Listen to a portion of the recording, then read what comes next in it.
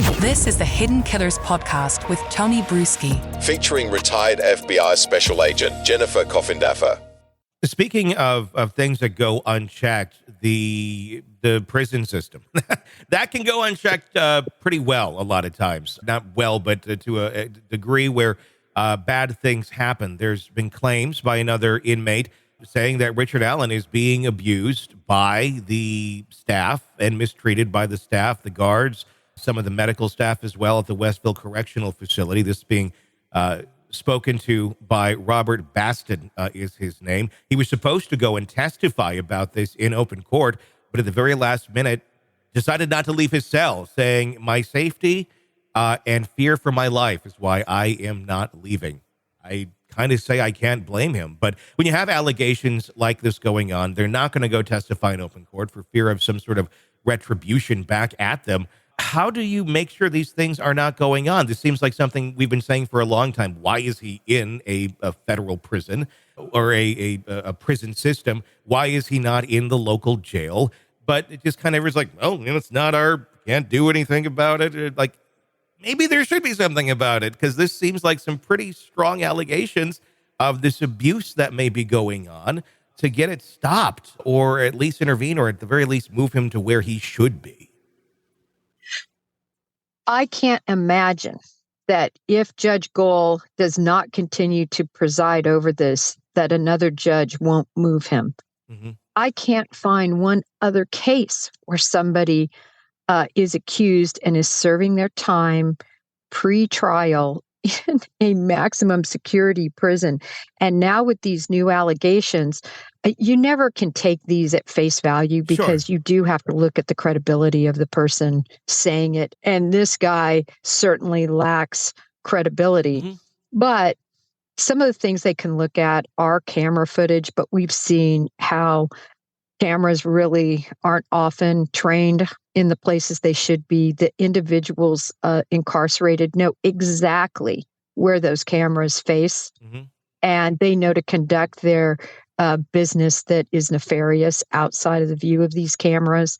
They could interview the guards, but they've been interviewed at least to some degree already. Mm-hmm. And there's no way they're going to continue to say self-serving statements. I mean, just even about the Odin patch, saying I'm wearing the patch, but I'm really not part of things. Just, they're not going to say that they've done anything nefarious to Richard Allen, but look at the guy. Yeah, I mean, no one's going to raise their hand and say, yeah, we've been doing that. But at the same point, I guess it's more of a forward-looking thought of, this seems like it could be fixed pretty easily. Some more cameras in more angles, in more places where there isn't an inch of those prisons that are not being monitored with some sort of system that one could go look at from a third party and say, show me camera this and this angle on this where these allegations happened, and see what's going on. Obviously, it costs money.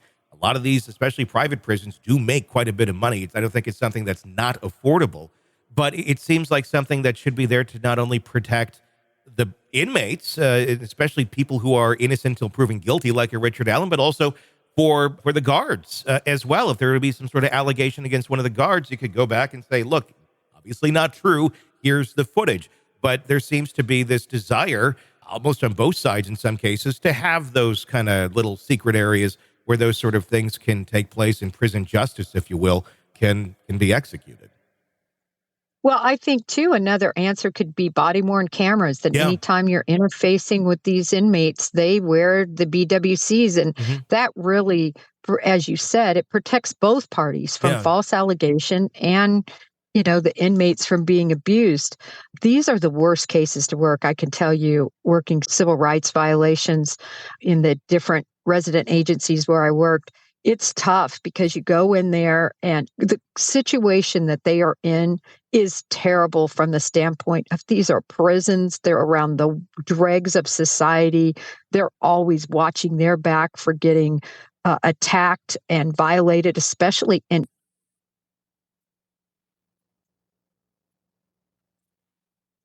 not a situation that anybody wants to be in. But these guards take these jobs typically at a very low rate mm-hmm. of reimbursement I shouldn't say reimbursement of salary. Sure. And so you have this whole perfect storm. Yeah. Right? You don't have camera coverage. You don't have BWCs. You have people going to work angry, upset, concerned about their safety, and they're not getting paid barely enough to, make the rent. Yeah. So it's a perfect storm. And like I say, these inmates can be horrible. Oh, sure. We think people treat people bad on social media, which they do. That's how these people talk to these guards. They insult them. They insult their family members. They're terrible to them. And so it requires a lot of patience, right, to be verbally assaulted day in and day out and not lash out on occasion and things. And I'm not saying that's right. I'm just giving the reality. Sure. Yeah. No, without a doubt. I think just more oversight for everyone would avoid some of those allegations. And just shocking to see the deterioration of him over the course of a year. We've seen many other inmates in cells for even longer than that, and they seem to maintain their composure, their who they are. This is like a man who's been transformed into something else. It almost looks like he drank poison or something, and he's slowly deteriorating away. Right. And I just can't imagine what it must be like to one day living in, a middle-class home with a wife, with a daughter, working at the CVS every day, having a very normal life. Yeah.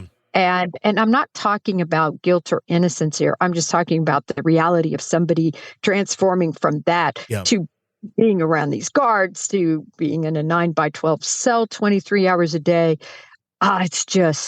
It would be so negatively impactful on a person. No, without a doubt. The sideshow on this needs to end, and it needs to go back to the focus of getting justice for those two little girls. Hopefully, this can all be sorted out by the Supreme Court, and we get back to that direction in the coming weeks and months.